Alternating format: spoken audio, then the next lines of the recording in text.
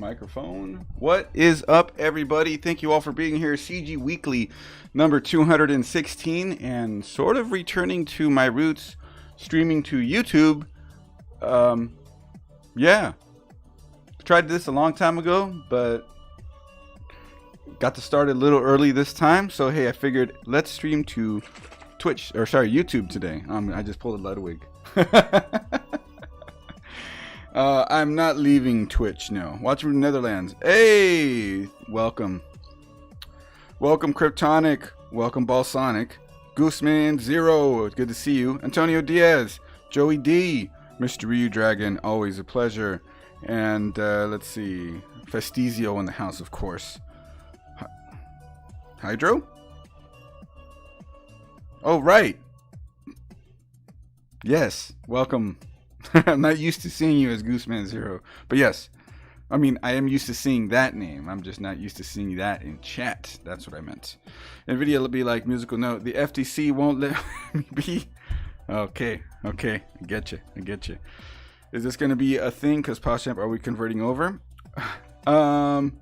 I want this part of the streams to be a thing, yes, like a weekly news segment kind of thing, but I don't know how consistent I'm going to be able to do it.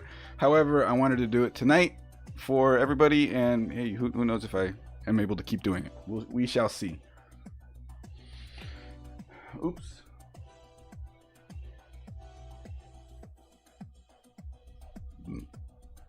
It's all good. All right, thank you everybody for being here. Let's we got a little while before we start the YouTube, I keep doing it. I keep saying the wrong thing. The Twitch stream. That's going to be at the normal time, 8 o'clock. So if you're TDC Goliath, what's up, man? Enjoying that free GPU. If you're here and you're enjoying the stream, right in the description is a link to the Twitch. It looks like everybody here already follows on the Twitch, though. So thank you guys, and the loyalists. But for anybody who's watching who hasn't already followed on Twitch and watches our streams there, it's linked down in the description. Speaking of news, yeah, the article I sent you, yikes indeed. So, like normal streams, let's start off with a drink. Let me see here. I gotta turn the volume down on this. This is how I'm monitoring chat. There we are. And there's the Twitch via Mr. Ryu Dragon. Unbroken, what's up, man? Welcome. So, let's start off with a drink. As always, tonight is going to be a michelada. We'll see what comes later. I already got the lime juice in there. Get some tahini going. And there we are.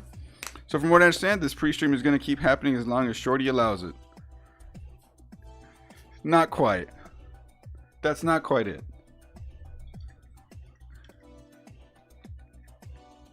Some Worcestershire.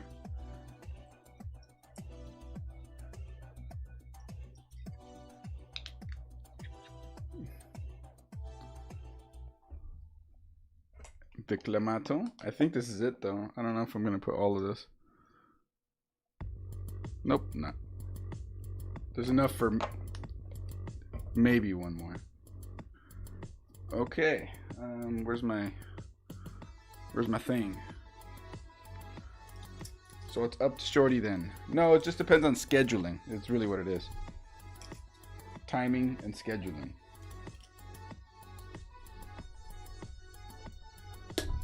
Alright, let's crack this guy open so I can get under it to do it. Why can't I do it? No. That's what the stream's gonna be. Struggling to open a Modelo. Something is like blocking me from getting it all the way hooked.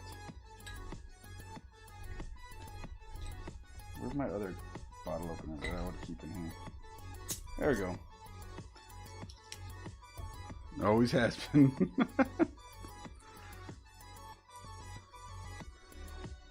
Alright, let's get this in there.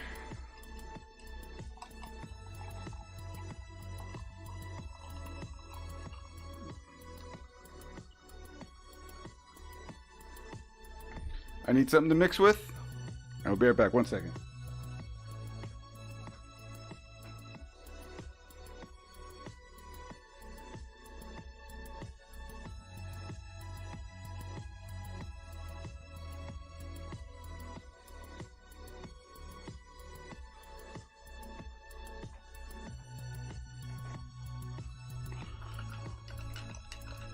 There we are.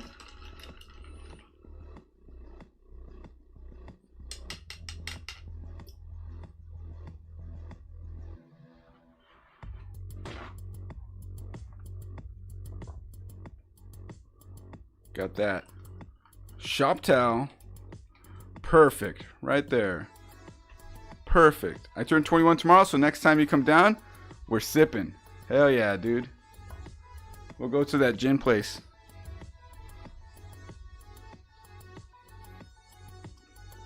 You and Yours Distillery right there. All right, so for being here, thank you all.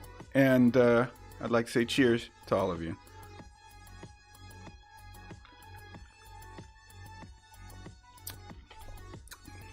Came out good.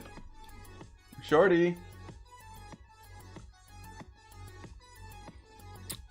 You learn about good tasting drinks that get you hammered.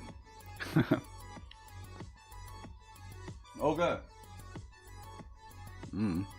All right, so let's begin with the news, everybody. What we came here to do. What time is it right now? 7:23. All right. So let's begin. And I didn't have proper time to do this. This is all very last minute for me, so I apologize for like no lower thirds, like my usual stream production quality. I wanted to step it up. So as time goes on, I believe the more I do these segments, the more they will be polished. So other way. Balsonic back in a bit. Right on, man. Redeem Baby Shark. Uh-oh. Nuking the channel. All right, so let's talk about the GPU apocalypse, everybody. The GPU apocalypse. And I just got a notification. Okay, cool. So the GPU apocalypse. The Verge. Ooh, this is a nice one because as long as you're here to W. Hey. So a while back, we did a video on how to get a GPU in the GPU apocalypse that we're in right now. And that video talked about Best Buy, Newegg, Shuffle, I think, as well as steps with the Falcodrin Twitch and Discord server. Well, guess what? The Verge has now interviewed the guys from the Falcodrin stuff. It's a team of 2 guys, but they're going to be growing soon. And so they asked intricate questions regarding why things are the way they are and why things have gotten worse. Even since, 6 months ago, it's still gotten worse. It gets harder and harder to buy a GPU still. Well, it seems that they talked about a little bit how where companies, in order to reduce traffic, started making normal people like you and me to have to wait, not necessarily in some kind of a queue, but there's some kind of a system to throttle the amount of people that can access their site, that can add to cart, that can purchase. And that's fine and all, if it worked properly. So let's call that the front door. They said that that's the front door, and now they're throttling people through the front door. Well, unfortunately, they're leaving the back door open. And that's the way the botters are getting through. So where we have to sit and wait for the add to cart button to turn on, essentially, where we have to go through the processes and certain checks and all that. Bots have been developed to bypass all of that. They can add to cart and purchase even if the add to cart button isn't allowing them to do so, isn't allowing us to do so. So it doesn't seem like companies are doing that much about it. And their concern, Falcodrin's concern, is that they're doing it all for show, essentially. They're like, look, we have a queue system. But in the quiet background, certain things happen. The bots buy everything up. And then the companies are just like, whatever. We tried. Put it all on the pallet, send it to the one guy that got it all. Saved on shipping costs. I don't know, man. It's pretty rough. So it's really unfortunate that that's happening. But Falcodrin is looking into developing a low-cost bot purchase system that you can sign up, pay, and they will have their own bots to fight the bots, in a matter of speaking. So it's a bot war out there. It isn't even about us users fighting for graphics cards amongst each other. There's probably plenty available for individuals who want one. But when you have scalpers and bots buying whole lots at a time, yeah, obviously that's a problem. And now if they're able to do that before normal people can even get in and do it, well, that's a problem. Now, if you have patience and you don't want to worry about wasting so much time on the GPU buying process, timing the drops, clicking and trying to be, right out the gate, clicking and getting in there, then any website that have some kind of a queue system like the EVGA queue and the Newegg Shuffle, and anybody that does that kind of thing, sign up for that and wait it out. That's ultimately the best advice right now. For somebody who just wants to not think about it or not want to struggle through the frustration of the current market. Wraith Clips in the house says dope. Kenneth Turner, what's good, my dude? Glad to catch you live. Much love, Desktops Gaming. Right on, dude. Appreciate it. Always the little guy. Wee says Bot Wars. And not the fun ones like Robot Wars or Battle Bots. No, it's not like that at all. We can't see these bots.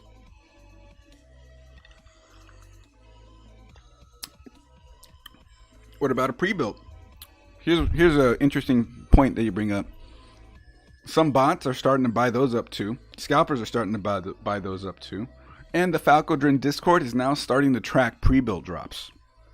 So if pre-builts were a thing that you were looking into, and there were specific models you were after that had specific graphics cards that are hard to keep in stock, then it sounds like Falcodrin is the way to go. Dude, the chip situation has gotten so bad, Sony and Microsoft had to send you emails to buy them, even if you didn't add those products or even looked at them. That's true. Not the BattleBots I signed up for. That's true. Anyways, next section, also via WCCF Tech. RTX 3050, 8GB is rumored. It's supposed to have about 8GB of RAM, like I said. So that's kind of nice for something in that range. It's expected to perform somewhere between a 1660 Super and a 2060. Which is pretty solid, all things considered. Especially if you have RTX, you can turn DLSS on to really help things out for the games that support it. And in my opinion of where it's going to land in price, is it's going to replace the 1660 Ti in the lineup and its price, like around $280. 2060 is supposed to come in around 300-ish because the 3060 is $339 MSRP. And the 1660 Super is like a $250 card MSRP. So this has got to land around $280. Nobody knows if that's going to be the actual price, fat chance, but we're just talking what they're supposed to be priced right now, and we'll see how things settle from there. So 3050 could be a pretty decent GPU in the proper market. Kenneth Turner says, if it weren't for Discord groups for me, posting links when possible, but I was able to get 37 and 37 Ti, I highly suggest these groups. Yes, that helps too.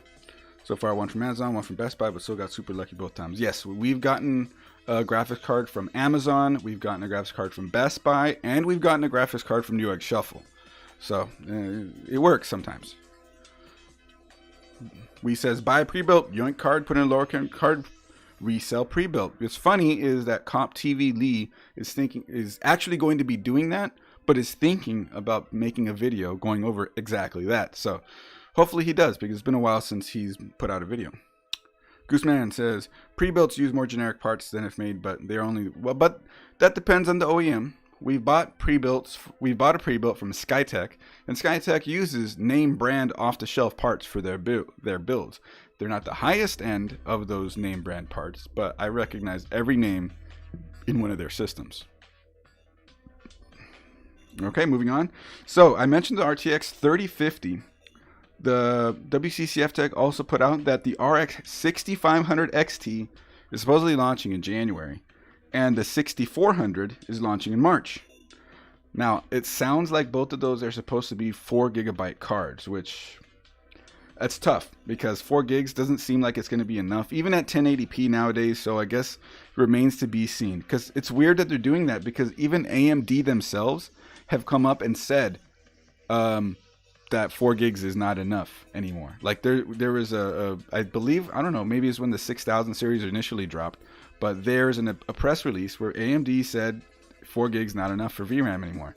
But here they are putting out 2 graphic cards supposedly that are going to have 4 gigs of VRAM. So I think what their trick is here is their architecture and some sort of an infinity cache is what they're calling it. And that the infinity cache is going to sort of, let's say, sort of, I don't know, help out to make 4 gigs work. We'll see. It's hopefully maybe we get one for review. Who knows? But either way, when Gamers Nexus or whoever gets hardware unboxed and stuff like that get their hands on it, we'll see if 4 gigs really is enough. The GN series about the pre-builds makes me nervous about ever buying one. Then I don't know if they've gotten to Skytech yet, but hey, I've had my hands in a Skytech. I know what it's like, and so far, if I've had to suggest a pre-built, I generally always suggest Skytech, especially because they're not too bad for the price. A year ago, they're really good for the money. Now it's like in line with everybody else.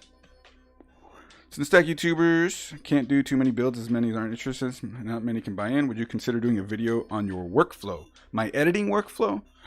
We've done videos on stuff that wasn't necessarily PC hardware related, and that's lighting, stream lighting, different kind of YouTuber setup stuff that's somewhat related to workflow. And the videos have never done well. So I don't know if doing a video on my editing workflow would be all that great. Besides, I'm a terrible editor. I'm very basic with my editing skill. If there is a video on doing showing off workflow, it would be of Weezes, the channel partner, co-founder, Weezinator. He's the super pro editor. You guys would be really impressed with that. He does have his own channel, and he does have some BTS tutorials that he's posted on his channel. So check out Wayne Snyder on YouTube if you can find him. And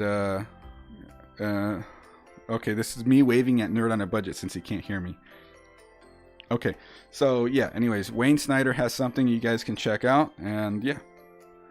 Hold on. Now he'll know.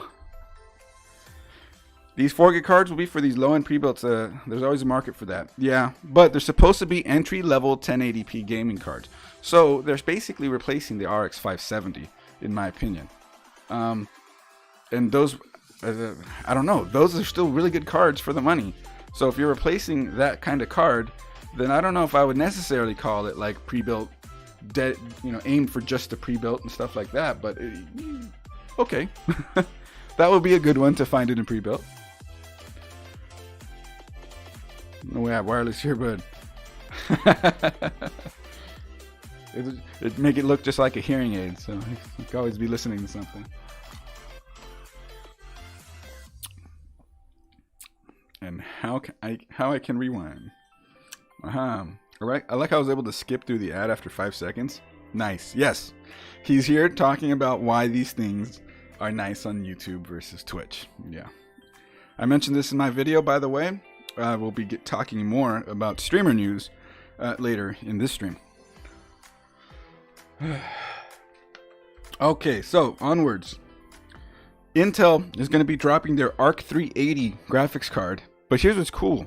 It can clock up to 2.45 gigahertz, meaning that Intel is looking like it's going to be AMD in the GPU clock speed race.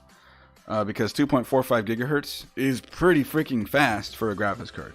We only recently started seeing graphics cards over 2 gigahertz within the last, generation or two across any of the graphics card manufacturers. So it's cool that Intel is literally just stomping in here with a 2.45 gigahertz graphics card. Anyway, so the Arc 380 is supposed to have 6 gigs of RAM, and it's supposed to compete with the 1650 Super sort of RX 570 performance level.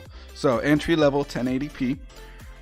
But as we've seen with some other stuff, is that the Intel drivers aren't exactly up to snuff for supporting everything that's in every game. So it remains to be seen that when these graphics cards finally do drop from Intel, that the graphics driver support is there for everything to play properly. Otherwise, it might be a bit of a failure to launch. Your Lord views are all here. You can seamlessly transition to... Funny, Danny. I see what you're doing. Give me all the arcs. Nice drinks, brother. Thank you, Ultratech. Thank you for being here. Cheers, man. Okay, so that was the Intel Arc 380 news. We're still on GPUs. The RTX 2060 is confirmed to be making its grand return into the GPU market. But here's what's interesting. It's going to have twice the VRAM, 12 gigs. It's going to have a higher TDP, which is 185 watts, versus the originals, which is 160 watts. Now, I don't know if it has to have a higher TDP because of the additional RAM modules, or if they're planning to essentially push more power through this so they can clock it higher, so it can perform better, as opposed to, you know, the version of it that came out originally. It comes out another 5 or 10% faster than the original version. Who knows? But my worry with this is they might use that as an excuse to charge more for it. But it's so weird because they simply cannot charge more than the MSRP of a 3060. So it's got to cost somewhere in the low 300s, like 300, 310, 320. They can't really go any higher than that for this one. So either way, it's nice to see the higher TDP, or at least from our end of things. I know some people aren't going to like that, but whatever the case is, more performance. That's never a bad thing, right? Grand re-return. Slower bus though with the revamp. Okay, so they're not 10% faster, maybe 5% faster. Because the higher TDP is at least going to allow them, hopefully, ideally, to push the frequency a little bit. So, with all that said, in GPU apocalypse, there still does not seem to be any end in sight for the shortage issues out there. No end in sight for scalping, because demand is still insane. And anytime demand is the way it is right now, scalping will exist. Somebody will always be there to take advantage of the market when it's in the situation that we have now. And price hikes. So, you know, it's all connected. And unfortunately, that means that 2022 looks very bleak. New chip fabs will not be operational until sometime in 2023. And hopefully, once they're operational and they got all the kinks worked out, by the end of 2023, we'll see things come back to normal. And that's really sad to hear myself say, because that's not next year. It's the year after that.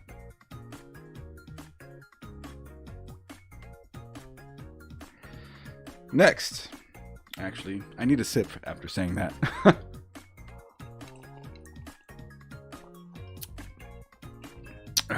Okay. So, on to the Intel 12th Gen news, because Intel 12th Gen has closed the gap with AMD and become a really good value for what it is. Well, maybe at the lower end, mid-range to lower end. Higher end, I wouldn't necessarily call it a value, because they are expensive. The i9 is still, what, $100 more than a 5900X for less threads? Kind of rough. But they are still, these are undeniably really good CPUs, all things considered. So, with that said, the MSI B660 motherboard lineup has leaked out, and the prices are showing from a price range of $119 to $259. So this is the budget, non-overclockable mid-tier motherboards for Intel 12th Gen B660. And what's interesting in the leak list is that none of the model names had DDR4 in the name. That is a problem, because DDR5 is getting scalped to hell now. And if you guys have seen Paul's hardware video on testing the 12th gen CPUs with DDR4, they maintain their performance extremely well, and only really lost in, I think, one test. In terms of gaming performance and general workflow performance, workstation performance tasks, it was more or less equal. So if MSI is really going to be putting out the mid-tier budget motherboards without DDR4 support, they're going to be making a huge mistake. So hopefully maybe they're just not putting DDR4 in the names, but they're going to have versions with DDR4 support. We don't know. Not that much information was leaked out. So if you guys want to look more on this, you can find the article on WCCF Tech. So if these are DDR5 only, like I said, that's going to be a problem. Kenneth Turner said, it seems like a counterpart to AMD and NVIDIA passing their costs along. Since TSMC and Samsung have gone up, the IBs have such a thin margin they pass that along. From Ruth 12th Gen, why have you forsaken me? Hey, money, what's up?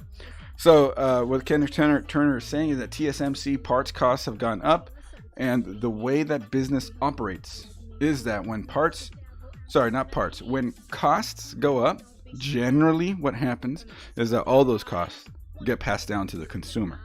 It all filters down. So if it goes, basically we're at the very top. Well, I guess maybe very bottom. No, we're just gonna call it the top. TSMC is at the top.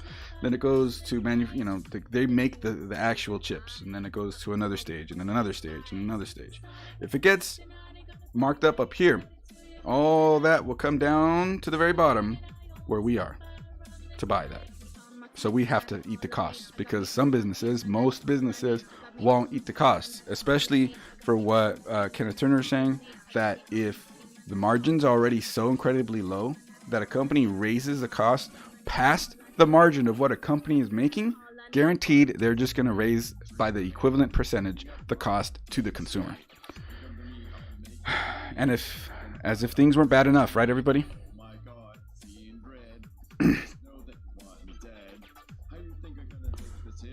Okay, so then onwards from there, the Intel i3 12100 benchmarks have leaked. And the i3 12100 is looking to be faster than the current Ryzen 3 5000 series. Is it 5000 series? 31? No, huh? There aren't any Ryzen 3 5000 series CPUs, are there? There's no Ryzen 3 5100, right? It's the 3100 and the 3300X. Well, the 12th gen benchmarks for the i3, which should be 4 cores and 8 threads, is looking that it's going to be faster than all the current Ryzen 3s. And I have to say, 10th gen i3s and 11th gen i3s were actually really good for the money. They were a fantastic value, especially when Ryzen 3s were really hard to find. And you can go wrong with either brand company in the $100 to $200 range for CPUs, rather the low $100 ranges. And that's where these ones fall.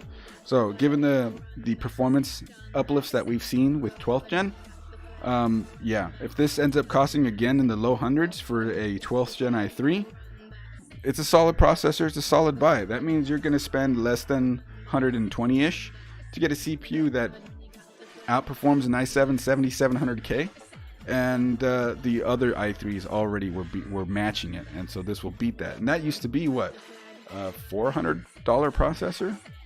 So hey, I am looking forward to possible i3 12100 builds. So maybe we'll see that on the channel later on down the line. But if that's anything that you guys were kind of thinking about, there you go. Redragon said that DDR5 will have its growing pains. The performance won't be that noticeable till the DIMMs get faster with lower power. Yes, absolutely. It's definitely in a growing stage right now.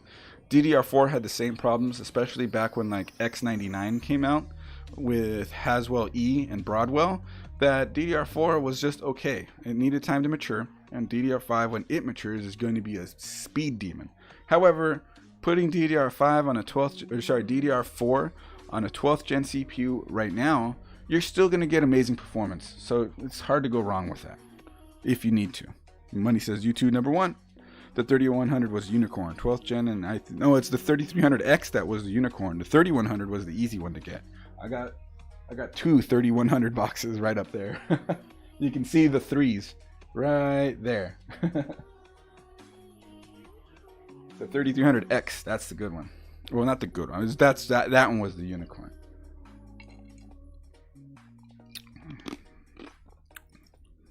So no E-core basically. Right, just like the i5's 12400 is no E-cores as well. It's all P-cores. So I imagine that the i3 12100 is going to be 4 P-cores. That's it. Hyper-threading, of course, but still. Okay, so moving on to the section of nothing personal, it's just business. NVIDIA's $40 billion acquisition of ARM is looking to be blocked by the FTC. The FTC in the United States is looking to block that because probably monopoly reasons, and not the game. They just don't want a company like that swallowing up another company, because competition in the market in that sector is already pretty thin. Who knows if it's going to go through? NVIDIA was hoping to complete the acquisition by March. And what this could mean for consumers is kind of crazy, because that means that we could see NVIDIA technology start to enter the smartphone market more so than they have in the past. They always attempted to, but without the best results. But if NVIDIA and ARM combine, yeah, we can see a lot of things happening. NVIDIA played Monopoly and said, bet. Yep, Intel #1 for you. Dang, money. You need one of them new Intels then. All right, so hopefully that gets figured out. I don't know if it's a good thing that NVIDIA will buy out ARM. It's hard to say, but I kind of like things the way they are right now. I don't know if they can be better, but if they can find a way to work together without necessarily NVIDIA owning ARM, maybe that would be the better solution for everybody. They would be making, what that would allow them to do is push into the efficient and powerful laptop market. And we would more than likely start to see Windows-based ARM systems that compete with the Apple M1 technology, which is ARM-based. Now, I also don't know, though, that if NVIDIA buys out ARM, that means that they will own the licenses for ARM, which Apple uses for the M1s, because it's still ARM technology. It's their own customized version of it, but it's still ARM-based. And so then if NVIDIA buying ARM gets into Apple, maybe we see NVIDIA technology inside of Apple, which is crazy to think about because they do not get along. But maybe this is NVIDIA's way of forcing themselves into Apple. That sounds pretty bad, right?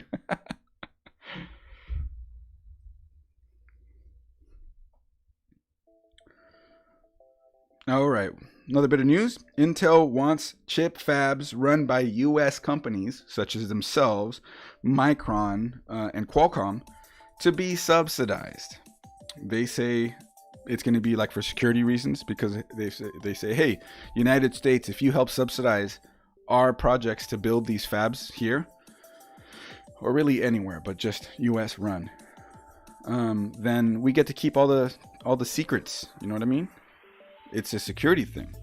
We all know that really they're just being cheap and they want help, because fabs are incredibly expensive to build, that any money to offset the cost would be helpful. It's all about the bottom line when it comes to being a business.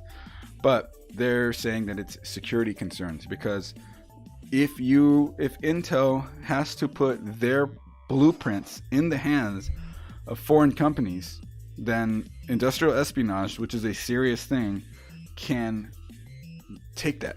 Essentially, something can happen, and it's a security risk, especially with what happened to Huawei. U.S. government saying that China is putting control of Huawei, or rather is in control of Huawei, and putting tracking stuff in their stuff, and on and on and on and on. And Intel's saying, hey, let's just keep it all U.S. We just need a little extra money. We can do it, and then we build it our own way, and we don't have to rely on giving our plans to somebody else to steal. It makes sense, but we're like $1 trillion in debt. What? Come on now. You're a multi-billion-dollar company, Intel. Why are you asking for money? Apple makes the M1. NVIDIA, let me copy your homework. Oh, okay, just don't make it obvious. NVIDIA, sure, the new N1. I like that. Apple about to bow down to NVIDIA after all these years. That's funny. Andrew says, I just got the picture of an NVIDIA card injecting Mac, and it turned green like the Borg. Yeah, it's a green cube, basically, flying around that says NVIDIA on it. Okay. Here. All right, so next we have news on games. That's the name of the segment. Battlefield 2042's rough launch and massive negative response has caused their head of design to leave. In crazier news than that, Vince Zampella of Respawn, yes, the Respawn behind Titanfall and Apex Legends, is going to be in charge. He's going to be the new head boss. But he's not leaving Respawn to do it. He's going to be doing it both. He's going to be heading up Battlefield and Respawn. Dude. That's crazy. And so, it gets crazier than that. There's a guy named... what do we have here? Halo's co-creator. Halo's co-creator. Marcus Leto. He's been hired to start a new studio and bring more games into the Battlefield universe. You heard that right. They're going full BCU. Okay, maybe BGU. Battlefield Game Universe. So, we're going to see more Battlefield-themed games. Maybe different style Battlefield games. Who knows?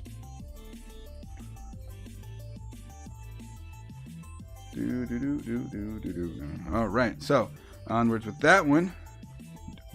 Everybody, you've heard of a movie called Dune, right? Not Doom with the M. No, Dune. D-U-N-E. Big sand, you know? So they're going to get an open world survival game, which sounds fantastic. Think like Valheim, sure. Age of Conan. And there's a reason I'm saying that name. And things like that. Well, a German studio called Nuclear is going to be developing it. I haven't heard of them, but, you know, they're known, I guess. And another one, a Swedish studio named Funcom, is also developing it. Now, I have years in a Funcom game, the game that originally put them on the map, and that was Anarchy Online. And it was great, but they sort of just let that game wither away without really... They just ignored it. Essentially, that game funded other projects that they focused on, and it was like they ignored their original baby for all the new babies, and the new babies all came out dumber and weirder, and turned into failures. Except for maybe Age of Conan, which was a moderate success, but also fell off pretty hard, and everybody blames Funcom still. So Funcom's involvement in this Dune game actually has me kind of worried. I guess we'll see what happens.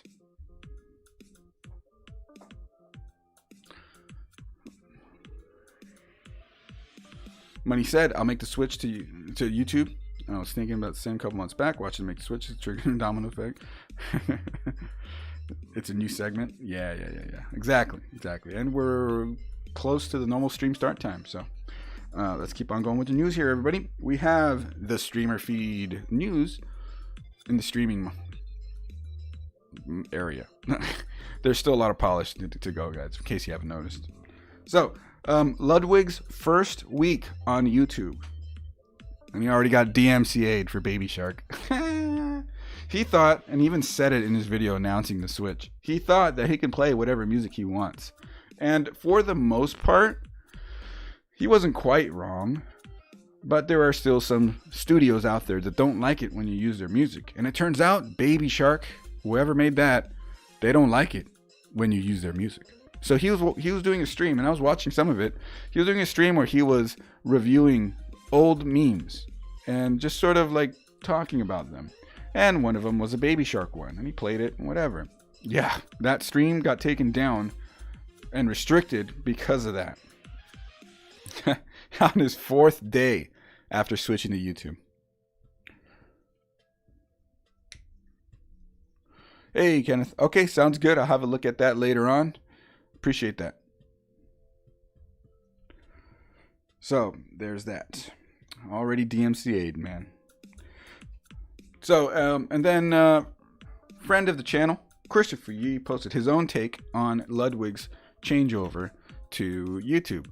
Now, a lot of what I said in my video talking about Ludwig and then onwards with the showing of how to switch to YouTube, there's a lot of similar messages there. But Christopher Yee is very, very strongly feeling that Twitch is now doomed for the way that they handled this situation and how they just let Ludwig go, basically. And so, in his opinion, he thinks that Twitch is just going to let YouTube slowly win. And that's that. Like, it's a foregone conclusion. Remains to be seen. But go where the money is. and where you get the most viewers. So if one's not working for you, if you're watching this and Twitch just hasn't been working for you, try YouTube. It won't hurt. You could even, and if you're early enough in your streaming career path, you can just use Restream and go to both. And then you can see which one's working better for you and then focus on that one. Never do Restreaming long term with any focus on being able to cultivate two different communities at once. No, you use that to see what might work better, and then you focus on that one. Don't split your attention. Glepney Root said they let Ninja and Shroud go. Yeah, okay, Ludwig will be a difference. Yeah, but Ninja and Shroud both stream to YouTube or to Twitch. I suppose you could say that they came back to Twitch and didn't pick YouTube. But the slight difference is that Ninja and Shroud took massive amounts of money to go stream to Mixer. And Mixer shut down. So they had no choice but to go somewhere else after the fact. It wasn't them like, you know, I don't think that YouTube really offered them anything, or Twitch. They just decided, hey, screw contracts and all that other dumb stuff. We just went through all that with Mixer. So I'm not going to listen to YouTube and I'm not going to listen to Twitch. I'm just going to stream wherever. Because at that point, those two guys were already made men. They could stream wherever they want and it won't really matter. Ludwig he was used as a tool by YouTube for attention. And to steal somebody back from Twitch, just from under Twitch, I think is bigger news than a streamer simply just like basically losing his job somewhere else and then just coming back to the one that he was doing before. Twitch isn't doomed. They kicked out Doc, Ninja left, and they're still afloat. They're too massive to be doomed. It's just that their size, they don't care. Yeah, that's kind of where I'm at with it, is they just go, that's about it. But that's a bad attitude to have for optics reasons.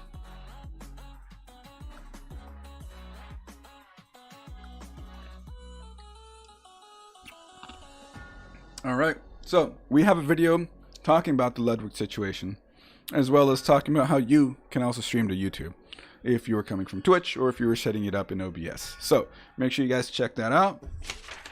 That's the news. Hope you guys enjoyed it. All right, chat. Let's give it a minute or two. Let's talk. Throw some stuff in the chat and I'll react. I'll talk. We shall converse.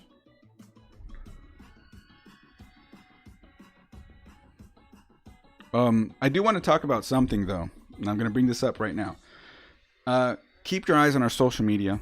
Keep your eyes on our YouTube, our Twitter especially, and the public Discord, because there is a podcast coming. All parts are still in transit. Most of them. We just got our microphones and our interface and a handful of other things, but not everything. And there will be a podcast featuring Coalition Gaming members. It's going to be me, Weezinator, and the Judge, with a special guest occasionally. We'll have a spot for a guest. So look forward to that. And we don't know where we're going to go with it just yet, but we're working on it. So if you like sort of this kind of thing, there could be more. When you have Amazon backing you, meh is easy to do. Yeah. Now, if Amazon goes, you guys suck and you never really made us money, we're selling you. Who do you think might buy Twitch? YouTube?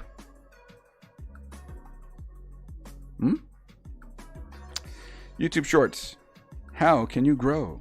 By doing YouTube Shorts. Doesn't really matter, just do them. Crank them out. I would say, especially for you, Fenrir, since you stream, is see if you can get highlights. But not highlights of action, like, oh, look at this awesome kill or this move that I did. No. A highlight of a situation with a problem that you overcame.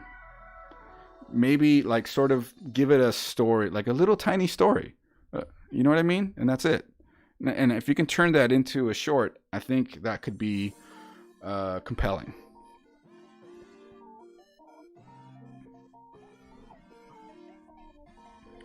So I'm not sure if I want to leave this stream up as a VOD.